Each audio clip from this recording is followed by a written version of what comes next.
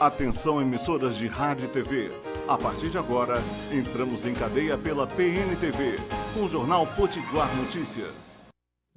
Hoje estamos aqui com Ricardo, que é presidente do Sindágua, e está aqui conosco na bancada. Vamos falar sobre sindicalismo, sobre saneamento, sobre tarifa social, sobre negociações coletivas, sobre a reforma trabalhista, no que interferiu também no sindicato. Ricardo, quero lhe dar as boas-vindas, agradecer que você abriu gentilmente, de forma cortês, a sua agenda para estar conosco, com os nossos telespectadores e radiovintes de toda essa rede parceira do estado do Rio Grande do Norte. Seja muito bem-vindo e obrigado, Ricardo. Obrigado ao senhor pelo convite. Obrigado a todos aqui da emissora. E lisonjeado demais por estar aqui com vocês, para esse bate-papo, para a gente esclarecer algumas coisas que muitas vezes o nosso ouvinte não conhece. E estamos sempre à disposição, doutor Evandro. Sempre que nós formos convidados, estaremos aqui com muito orgulho, com muita satisfação. Muito bem, Ricardo. Vamos falar primeiro sobre o que é o Sindágua, que sindicato é esse. Vamos falar de você. Você, Ricardo, é natural de onde? Como foi que você chegou na presidência do Sindágua? Vamos colocar um pouquinho para o nosso telespectador, para ele saber com quem está falando, ou seja, quem é o nosso entrevistado. Meu nome é Ricardo André. Eu sou nascido e praticamente criado até os 11, 12 anos na cidade de São José do Campestre, onde muito me orgulho da minha pequena cidade e humilde cidade. E sou funcionário da CAERN, praticamente há 26 anos, e minha vinda ao sindicato é um pouco assim até engraçado, no certo sentido, porque a gente trabalhava muito tempo no setor médico da CAERN e no setor de vacina, e se criou-se esse pseudônimo de Ricardo da Vacina, que é onde a grande maioria dos funcionários, dos nossos colegas carnianos, me conhecem. E nessa minha vontade também de sempre querer estar presente dentro da entidade sindical, né? E com isso eu me candidatei algumas vezes, fui derrotado, se não me engano, de 2 vezes, de 2 a 3 vezes por meus colegas que representavam o sindicato na época. E, se não me engano, na 3ª vez cheguei à presidência do sindicato e estou lá no meu 2º mandato. E muitos, você pergunta quem é Ricardo do sindicato ou Ricardo da Vacina, é um pseudônimo que foi criado. Isso me orgulha muito, porque eu trabalhei no setor médico da CAERN, fazendo esse tipo de serviço muito tempo. Era emprestado ao setor internamente da CAERN, no setor médico, né? E isso me deu esse conhecimento pelo estado todo, onde foi onde a gente ficou muito conhecido. Tão conhecido de um jeito que, numa época, me candidatei com outro colega ao conselho de administração da empresa e nós vencemos grandes e excelentes funcionários que concorriam com a gente na época. E, em seguida, a gente também vencemos a eleição para presidente do sindicato. Então, isso foi a minha chegada no sindicato, foi nessas condições, muito árdua, não foi fácil, mas a gente chegou e está tentando fazer sempre o melhor, pensando no coletivo.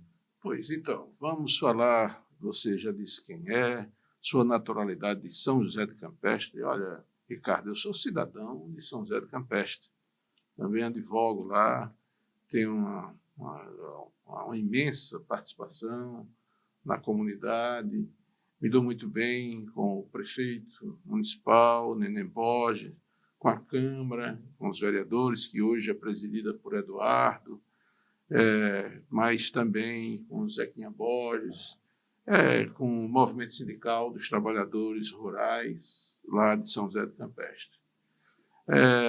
Ricardo, diga para o nosso telespectador o que é o Sindágua.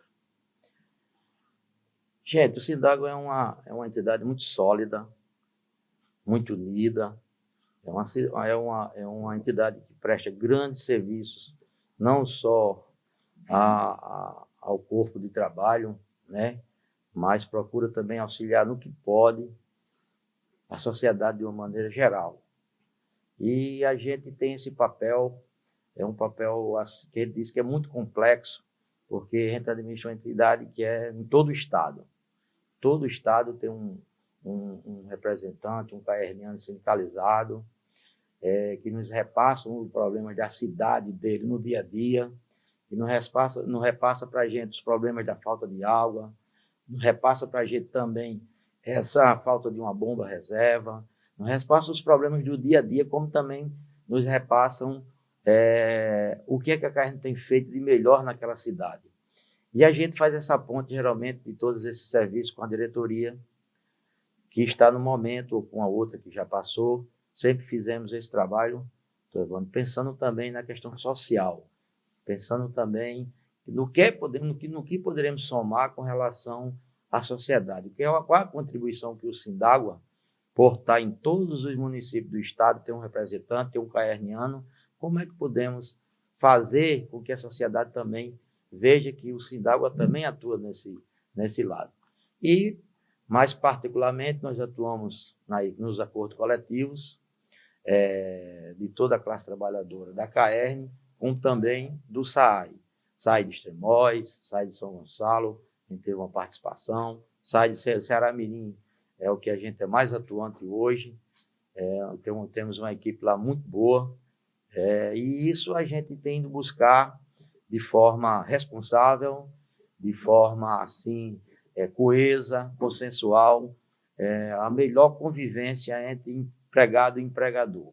E isso a gente busca através de nossos acordos coletivos anuais, que deixaram de ser anual, né, que se me permite corrigir, são agora de 2 anos o nosso acordo coletivo. E nesses momentos de acordo coletivo, Evandro, é muito difícil, é muito desgastante, porque a gente não pode pensar em momento algum no individual. Sempre tem que prevalecer o coletivo de uma classe trabalhadora. Certo. Vamos começar dando continuidade. Ricardo, o Sindágua tem uma sede ali no famoso Baldo de Natal. A sede eu estive visitando, é uma sede completamente reestruturada, onde vocês aplicaram recurso, uma sede que funciona bem. Você poderia falar um pouquinho como foi isso? Quando eu assumi a presidência do sindicato, a gente viu que o desgaste pelos anos da nossa estrutura física, ele merecia a gente fazer uma reforma. Então, eu fui com a minha diretoria, fiz essa proposta de nós todos juntos buscarmos essa reforma. Tínhamos um dinheiro em caixa, que foi do último ano do imposto sindical. Para vocês que não lembram, o imposto sindical era um dia de serviço que cada trabalhador sindicalizado recolhia para a entidade. E a gente tinha essa reserva lá, do último mês de março, que a gente antecedeu a nossa diretoria, e usamos essa verba exatamente para fazer com que a sede hoje é uma sede totalmente reformulada. Temos um auditório lá, Evandro, muito bonito, excelente espaço, todo climatizado. Temos a nossa parte de baixo também totalmente acessível, assim, com uma maneira que a gente criou de quem é funcionário, quem é diretor, quem é trabalhador caerniano, se sentir inteiramente em casa com essa nova enguinada que a gente deu na sede. Essa reforma física era primordial e era necessária. Por isso que a gente encampou, acredito que deve ter sido 2 anos, 2 meses e 13 dias que a gente batalhou para chegar no que chegou hoje. Muito bem, parabéns por essa empreitada e utilização de recursos dos trabalhadores, bem aplicado na estruturação da sua organização. Ricardo, você que é presidente do Sindágua, então o Sindágua ele representa a categoria profissionais, né, Não era dos urbanitários, porque os urbanitários estavam incluídos também os eletricitários, e aqui no Rio Grande do Norte ao pessoal do serviço de abastecimento da água e de esgotamento sanitário. Então, a base de atuação do sindicato, a base sindical é a CAERN e os SAAIs, né, que são muitos, né? Ou seja, tem Ceará-Mirim, tem Rio do Fogo, tem Extremóis, tem São Gonçalo do Amarante, tem Santa Cruz, tem Alexandria, Touros, né? Então, são também SAAIs. Então, como é que está o piso da categoria? Você deve estar enfrentando nessas negociações um problema, que é a lei que estabeleceu a calamidade pública, que o próprio ministro do Planejamento disse que botou uma bomba no bolso, no paletó, que foi o congelamento por 2 anos, que termina em dezembro de 2021, dos salários de todos os servidores públicos, seja de autarquia, de administração direta, seja de economia mista, de empresas, enfim. Como você está enfrentando isso com a categoria, esse congelamento forçado, estabelecido em lei, em virtude da calamidade, e você, que é Ricardo da Vacina, como é que está com isso tudo atravessando? Doutor Evandro, a gente gosta de mostrar e definir perante o gestor público que precisa da valorização do funcionário do SAAI, mas também da CAERN ou de qualquer empresa. Se ele se sentir valorizado, essa valorização ele consegue que seja refletida no seu dia a dia, na sua atividade laboral. Então, a gente sabe que todos os SAAIs, CAERN, não dependem de governos, não dependem de prefeituras para poder ser administrado. Eles têm sua renda própria, eles têm o que a gente chama de faturamento próprio. Então, a gente inclui isso exatamente enfatizando aos gestores municipais que é o investimento que eles fazem. Eles terem um bom acordo coletivo, eles terem um bom aumento de salário, com certeza absoluta, a arrecadação de SAAI, de CAERN, é duplicada, triplicada, se der essa valorização à classe laboral. E é isso que a gente bate muito. A gente sabe que o país está passando por um momento muito complicado, muito difícil, mas a gente aqui tem pedido, eu queria até deixar isso bem registrado aqui, para que toda a equipe nacional das pessoas que trabalham no país inteiro, que trabalham com saneamento, que trabalham nas empresas de saneamento, essas pessoas já deveriam ter sido vacinadas, essas pessoas já deveriam estar no grupo de prioridades, porque essas pessoas estão no dia a dia, em momento nenhum pararam, exatamente a nossa grande preocupação, e também incluo nisso. Eu tenho levantado essa bandeira também, junto com o pessoal do saneamento, dos garis. São 2 categorias que deveriam já estar vacinadas, deveriam entrar no grupo de prioridade, porque em momento algum eles pararam. Então, baseado nisso, que a gente tem argumentos muito fortes, a gente tem maneiras de informar a gestores municipais, tanto como também a nossa governadora, o nosso presidente da empresa, do investimento que é valorizar o funcionário da empresa, valorizar o funcionário do SAAI, independente dele ser um cargo comissionado, independente dele ser funcionário efetivo, a gente tem a inteira responsabilidade de repassar isso para eles, de o quanto é importante uma valorização. E valorização a gente sabe que o funcionário, o trabalhador, ele é valorizado quando ele tem essa valorização financeira, principalmente. Além de outras que complementam isso. Mas a gente, graças a Deus, a gente está furando essa barreira desse compromisso que o ministro da Economia, junto com o presidente da República, eles imbuíram isso à sociedade. Eu acho que o caminho não é esse.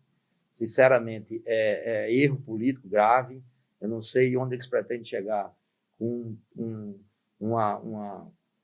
um projeto desse de vida, porque a não ser que eles também congelassem o preço da carne, o preço do feijão, o preço do óleo, o preço do arroz, se todos parassem, tivessem o mesmo preço do início do ano passado, de 2020, até que a gente ia pensar também em fazer esse pequeno sacrifício da classe trabalhadora. Agora, nessas condições, eu acho que é um grande erro político.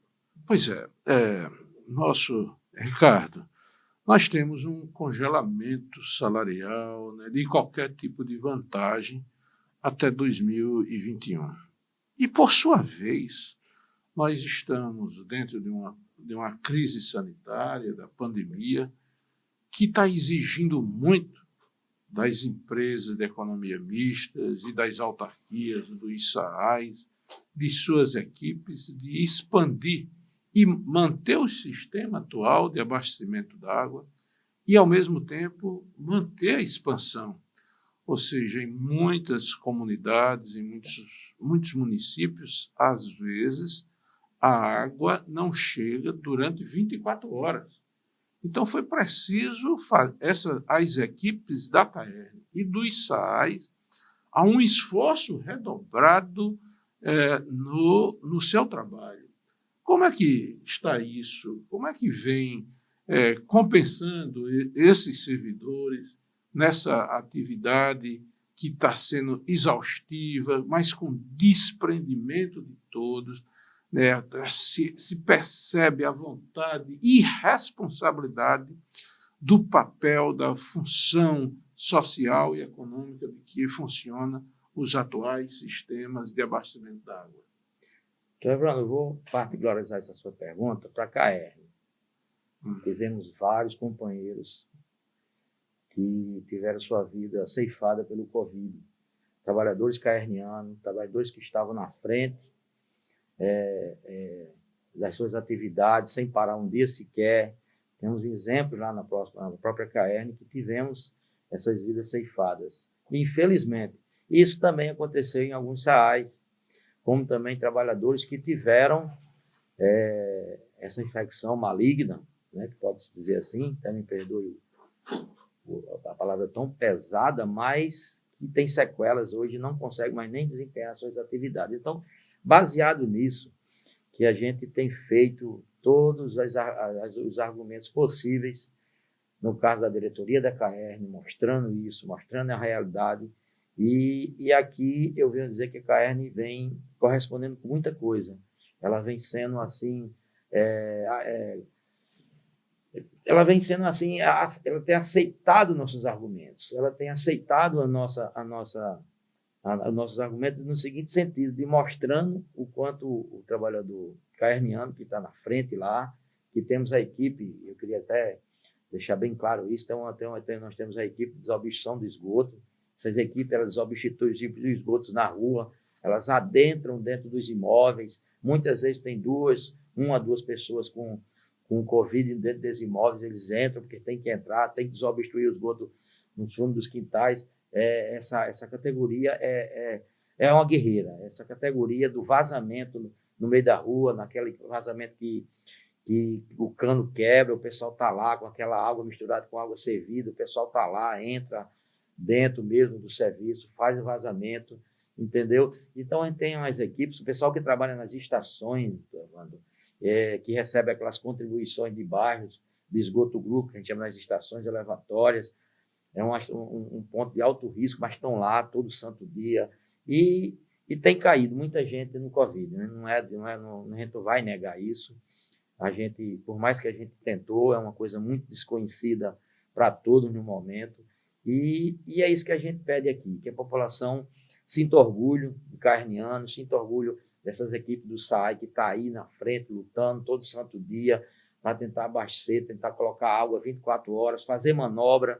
Não tem água para o bairro A, mas tem para o B, troca do B para o A, do A para o B, do C, e vai fazendo essa que a gente chama de manobra de registro para poder abastecer todo mundo.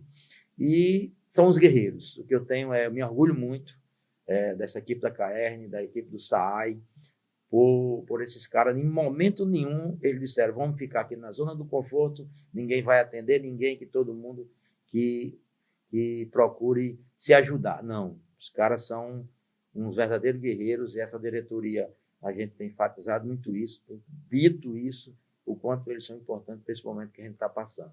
Quanto é o piso do trabalhador da CAERN, dos SAAIs? O piso salarial, telespectador. O piso salarial em si, eu acredito que hoje o da Caerne é em torno de 1.451, se eu não me engano.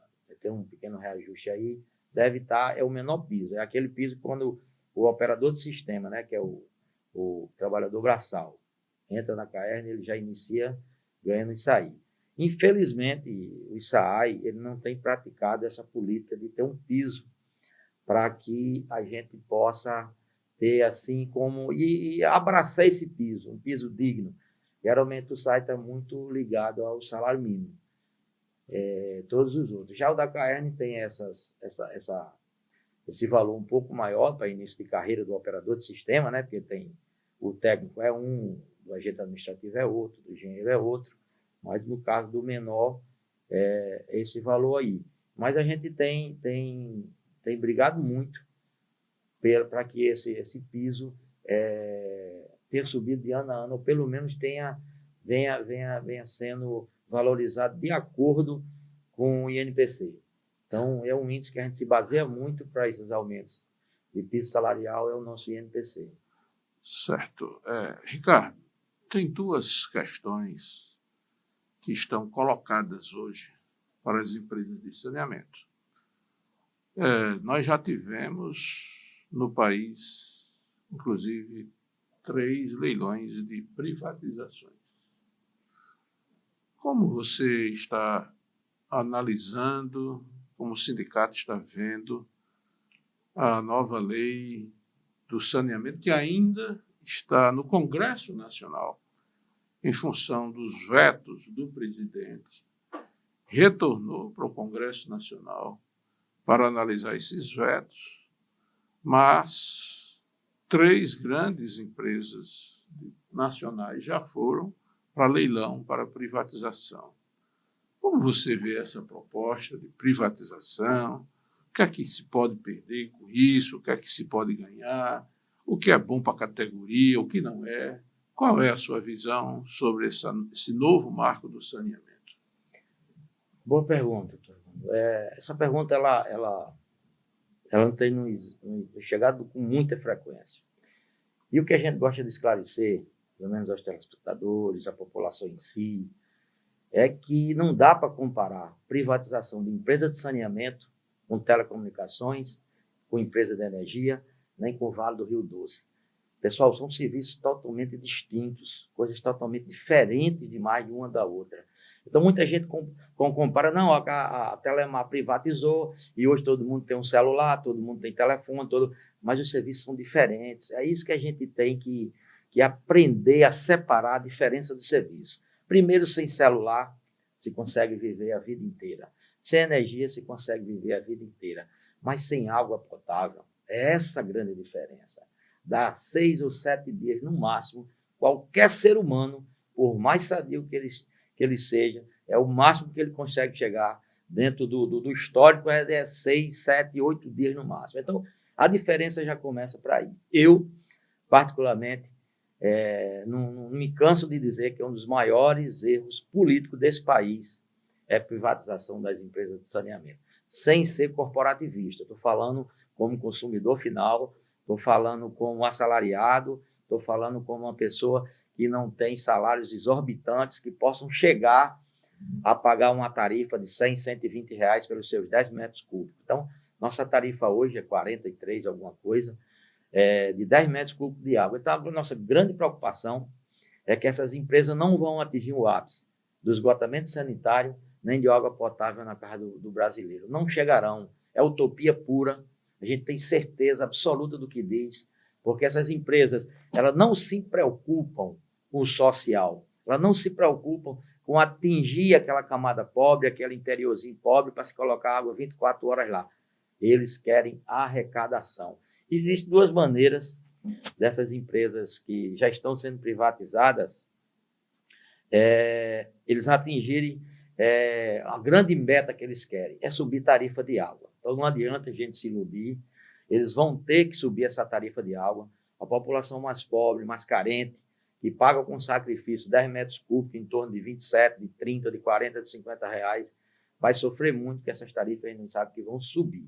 Então, eu digo muito assim às pessoas que me perguntam, não comparem, pelo amor de Deus, privatização de Cosern, privatização de telefonia, a privatização do Vale do Rio Doce, a privatização de aeroportos com a privatização de empresa de saneamento. A empresa de saneamento é um bem da vida, é água potável. A gente sabe que todas as empresas desse país têm cometido erros, não têm tido os investimentos suficientes que merecem ser feitos, mas que a gente tenta fazer o melhor possível dentro das condições atuais. Isso falando dentro da empresa que eu convivo há 26 anos, então a gente tenta dar o melhor serviço, tenta fazer sempre o melhor, pensando de uma maneira coletiva e não como essas ideias privatistas aí, porque você tem a ideia do Rio de Janeiro, pegaram 2 melhores blocos, os que mais faturam, no instante teve comprador.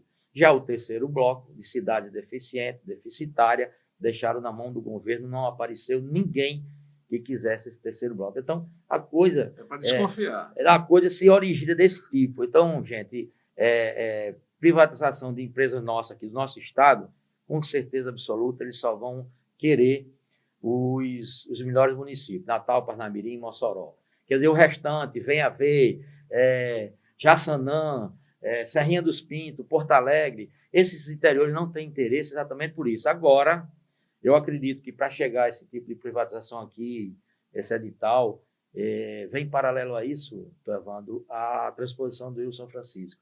Agora eles farão de tudo para que essa transposição chegue o mais rapidamente, principalmente naquela Chapada do Apodi, para que se torne atrativo algumas áreas a possíveis compradores. Mas a carne está aí, a carne é uma empresa super eficiente, a carne é uma empresa que já comprovou esse ano lucro que foi divulgado abertamente pela diretoria, ela está de uma maneira que superavitária e ela vai bater de frente com qualquer uma também dentro do estado. Temos nossos erros, não vamos negar isso.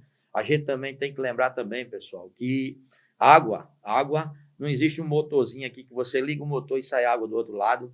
É isso que tem que ficar muito claro. Depende muito de índice pluviométrico, depende da incidência de chuva, que esse ano foi maravilhoso, mas a gente teve anos atrás 7 anos totalmente de seca e a CAERN segurou essa população do Rio Grande do Norte todinho e gastou na época, lembro bem isso, mais de 12 milhões com caminhão-pipa, sem ter essa responsabilidade direta, mas esteve lá, correu no auxílio e foi lá e fez esse trabalho e como também hoje vive tentando fazer o melhor. Ricardo, entramos nessa área de privatização, eu gostaria de colocar que no Nordeste, 50% da nossa população está na vulnerabilidade social e ainda mais, 50% da nossa população recebe até meio salário mínimo. Até meio salário mínimo. Então, é muita vulnerabilidade. Mas aí existe a tal da tarifa social, que é um volume imenso de famílias que estão, e numa privatização, no aumento de uma tarifa social, eles vão ficar sem acesso à água. Então, é uma coisa que a sociedade precisa discutir. O Brasil tem que caber todos os brasileiros. A inclusão social e a cidadania é uma questão do Estado Democrático de Direito. Ou seja, cidadãos são portadores de direito. Então, o acesso à água, o abastecimento da água, ele é fundamental. A ANA, que é a Agência Nacional de Águas, estabelece critérios para tarifa social. Que ora a tarifa é estabelecida num valor único, sem medição, sem hidrômetro, e às vezes o consumo excessivo termina sendo ruim para o conjunto da coletividade. Como é que você, como presidente do Sindágua, vê essa questão da tarifa social? Tarifa social é uma realidade nossa, não levando a coisa a nível nacional, mas levando a coisa a nível do Rio Grande do Norte, é uma realidade. Muita gente precisa da tarifa social, e a CAERN tem feito isso com muita propriedade com relação ao abastecimento dessa gama dessa população. Então, é essencial. Tem que preservar a tarifa social, porque a gente vê também, doutor Evandro, que essa tarifa social, quando a gente vai ver, muita gente também tem atrasado 2, 3, 4, 5, Mas 10, a pandemia, 12. inclusive, há decretos proibindo o corte d'água, né? O que é muito bem-vindo. E a CAERN está obedecendo isso, como o SAI também estão obedecendo isso com muita propriedade. Agora, se o professor tem uma ideia, eu digo assim que o pessoal está atrasando, o valor é mínimo, a tarifa bem baixa de valores, e muita gente ainda atrasa. O poder aquisitivo ainda está tão pequeno que tem algumas pessoas que não conseguem manter uma tarifa de 8, 10, 12, 14 reais por mês, porque não conseguem manter, não tem como pagar.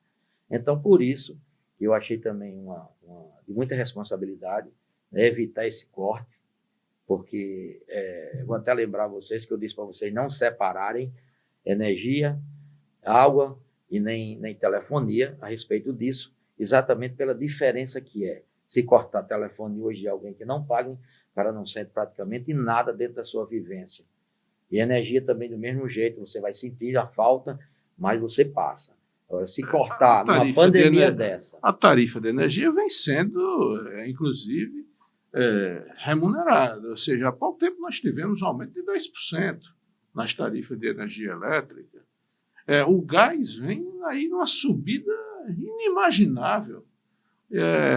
Tarifas outras também, né?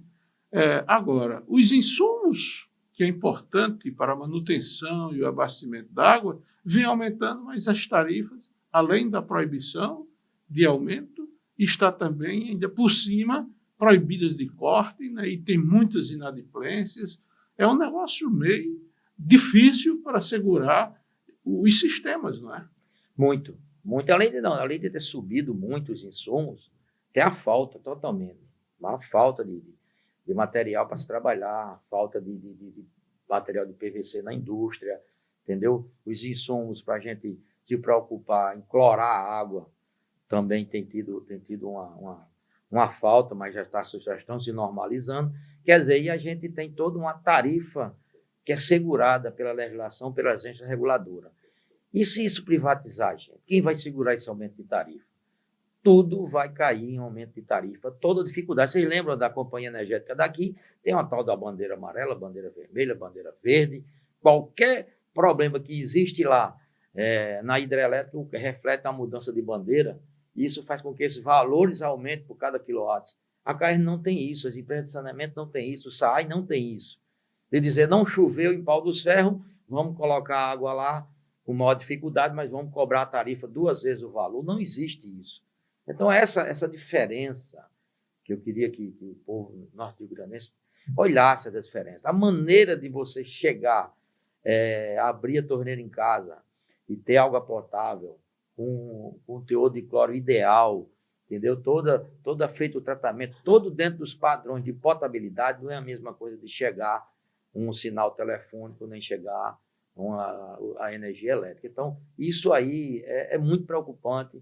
Por isso que eu queria muito que todo mundo separassem uma coisa da outra, vissem que hoje mesmo, a gente tivesse a CAERN privatizada, e eu digo isso também aonde eu dou entrevistas, sabe, aonde na Câmara Municipal que tive, na Assembleia Legislativa, que a tarifa hoje, se a empresa fosse privatizada, seria mais de R$88 os 10 metros cúbicos de água. Pelas dificuldades que a gente passa, pela questão dos insumos, o encarecimento dos produtos que precisa ter, e a população tem que ficar ciente disso. O povo tem que saber disso, que privatização de CAERN, de empresa de saneamento, todo mundo vai pagar um preço muito alto. Por isso que eu classifico como um dos maiores erros políticos da nossa classe política desse país. Tem outra questão que não é só com o saneamento, com as empresas de saneamento que são públicas, são de economia mista, uma parte são autarquias, é a questão da PEC, da reforma administrativa, que também está no Congresso Nacional e deverá, este ano, no curso do ano legislativo, ser apreciado. Como é que o Sindágua está observando? Qual é a interlocução que está fazendo em relação a essa proposta da reforma administrativa? A reforma administrativa que a gente está chamando lá dentro do nosso âmbito, do movimento sindical, a mais desumana da história. Ela vai retroceder o país, ela vai fazer com que a gente não tenha estímulo nenhum para trabalhar. Essa reforma, ela é uma reforma que, dentro do conceito geral, ela não traz benefício. Eu gosto muito de dizer aqui sobre essa reforma da Previdência, da administrativa, comparando com a reforma da Previdência. No início, algumas pessoas eram muito desfavoráveis, depois passaram a ser favoráveis. Mas eu digo o seguinte, se fosse de maneira única para toda a classe trabalhadora desse país, essa reforma da Previdência, ela deveria e deve surtir efeito.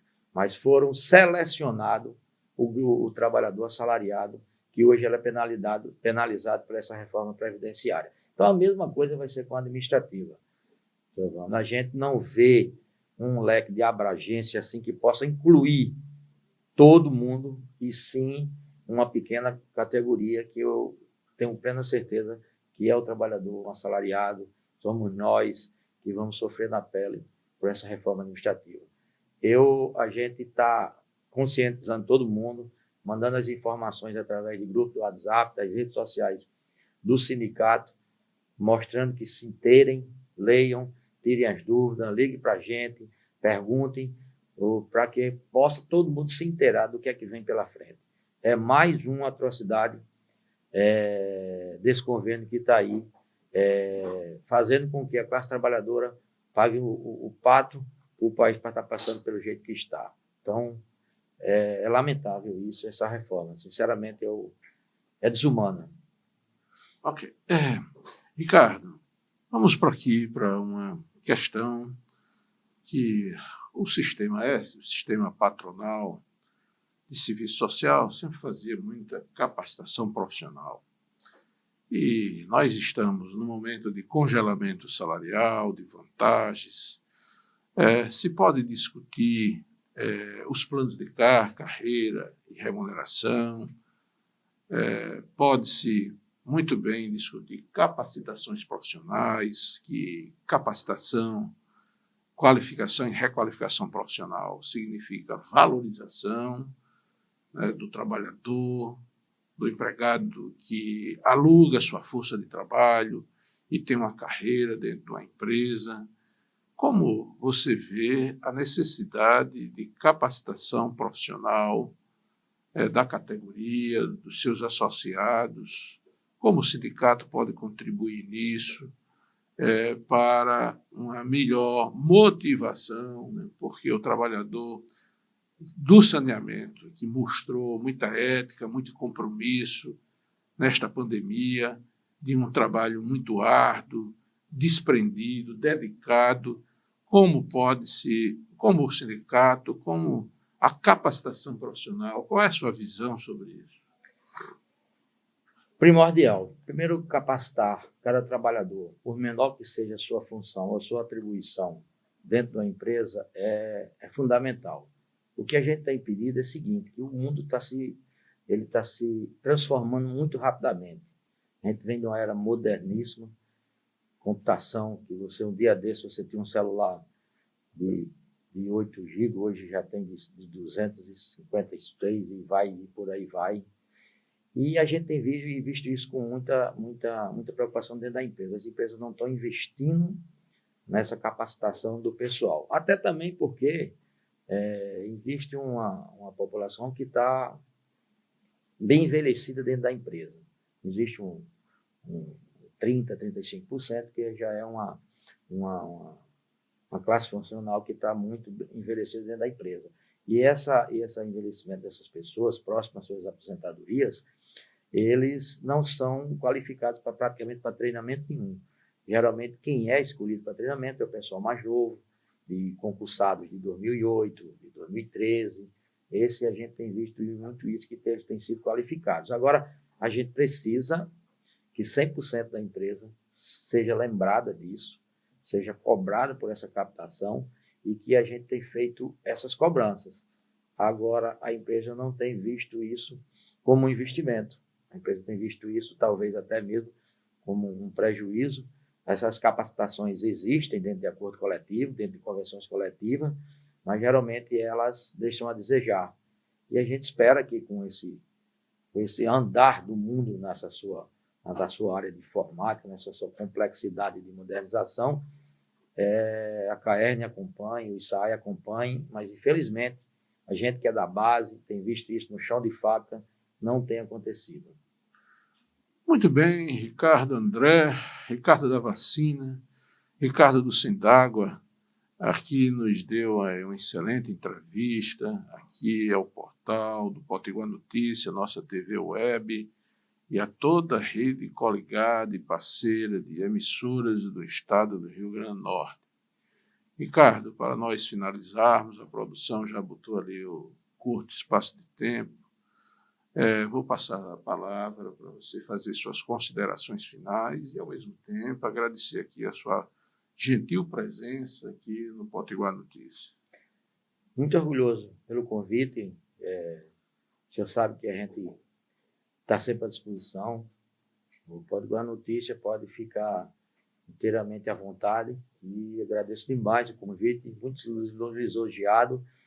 Vinham outros diretores, mas por motivo de força superior não puderam vir, estar aqui hoje, mas só agradecer pelo convite e estamos também com a nossa entidade, com as portas abertas para o Potiguar Notícia. Muito obrigado.